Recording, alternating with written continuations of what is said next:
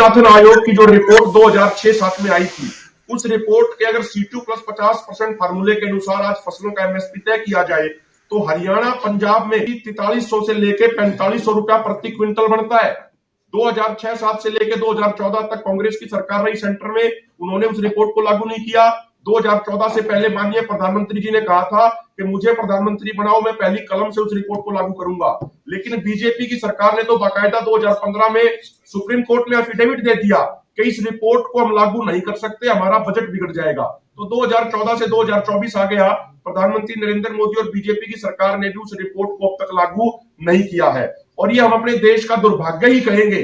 कहने को तो हमारे मुल्क को कृषि प्रधान देश कहा जाता है, और ये भी एक फैक्ट है, जब कोरोना के दौरान बाकी सारी फैक्ट्रियां कंपनियां बंद हो गई थी, हमारे देश की अर्थव्यवस्था 23% कम हो गई थी, उस समय एकमात्र कृषि क्षेत्र ऐसा क्षेत्र था जिसने 3.8% की दर से पॉजिटिव ग्रोथ करी।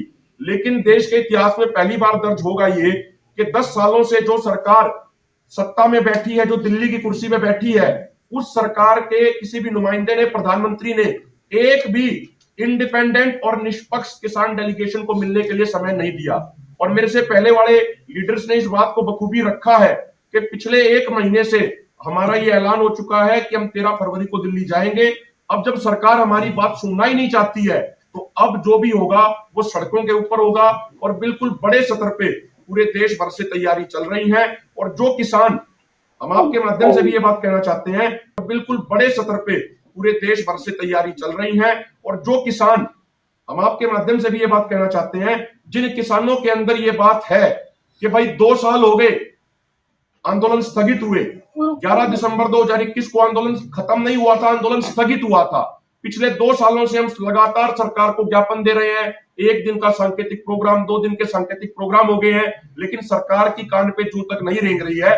तो अब किसान ये मन बना चुका है कि लखीमपुर खीरी के शहीद किसानों, घायल किसानों को न्याय दिलाने के लिए, MSP गारंटी कानून बनवाने के लिए, स्वामीनाथन आयोग की रिपोर्ट लागू कराने के लिए, कर्जा मुक्ति किसानों मजदूरों की कराने के लिए किसान 13 फरवरी को आर पार की लड़ाई लड़ेगा। और एकता के नेतृत्व में, आदरणीय सरदार लखविंदर सिंह जी औलख के नेतृत्व में, इनकी जत्थेबंदी के नेतृत्व में आज बहुत बड़ा ट्रैक्टर मार्च पूरे सिरसा में गांव रोड़ी से शुरू किया गया। और ये 40 किलोमीटर लंबा मार्च सैकड़ों गांवों में होता हुआ 13 फरवरी दिल्ली कूच के लिए किसानों को, मजदूरों को जागरूक कर रहा है। और आप देख सकते हो हजारों की संख्या में ट्रैक्टर किसानी के झंडे लगा के इस मार्च में शामिल हो रहे हैं। और ये दिल्ली में बैठे हुक्मरानों को सीधा सीधा संकेत है कि 13 फरवरी को पूरे देश का किसान, हरियाणा का किसान, पंजाब का किसान आर पार की लड़ाई लड़ने के लिए दिल्ली आ रहा है। शांतिपूर्वक तरीके से हम लड़ाई लड़ेंगे। सरकार चाहे जैसी भी हिंसा कर ले, सरकार हमारे ऊपर कितना ही अत्याचार कर ले, लेकिन हमारी तरफ से कोई भी हिंसा नहीं होगी।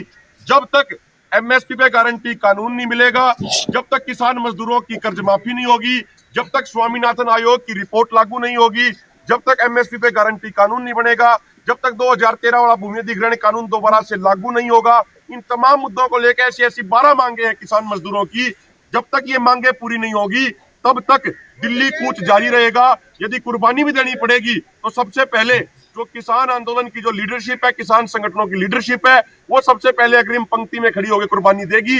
और हम ये बात पूरे देश को बताना चाहते हैं, सरकार को बताना चाहते हैं, अगर गोली भी खानी होगी तो सबसे पहले लीडरशिप अपनी छाती पे, अपने सीने पे गोली खाएगी, पीठ पे गोली नहीं खाएंगे। और आज यहाँ पे एक ये छोटा सा ट्रेलर दिखाया है भारतीय किसान एकता ने, जो सिरसा जिले में हजारों ट्रैक्टरों का मार्च कर दिया। इससे 10 गुना ज्यादा संख्या में 13 फरवरी को किसान दिल्ली कूच करेंगे। संयुक्त किसान मोर्चा है राजनीतिक, और किसान मजदूर मोर्चा ने 3 बॉर्डर तय कर दिए हैं, जहां से पंजाब के हजारों ट्रैक्टर ट्रॉली हरियाणा में एंटर करेंगे। और वहां पे हरियाणा के किसान ट्रैक्टर ट्रॉली लेके पहले ही मौजूद होंगे। पहला है शंभू बॉर्डर, दूसरा है खनौरी बॉर्डर, तीसरा है डबवाड़ी बॉर्डर। तो हरियाणा के भी तमाम जिलों के तमाम प्रदेश, अपने पूरे प्रदेश के किसान भाइयों से निवेदन है, जिन जिन का जिला इन तीनों बॉर्डरों के नजदीक पड़ता है, वो 13 तारीख की सुबह वहां पे पहुंचे। और आगे आगे जैसे काफिला चलता जाएगा, फिर बाकी जिले उसी तरीके से जुड़ते जाएंगे। किसान मजदूर एकता जिंदाबाद, किसान मजदूर एकता जिंदाबाद, जय जवान जय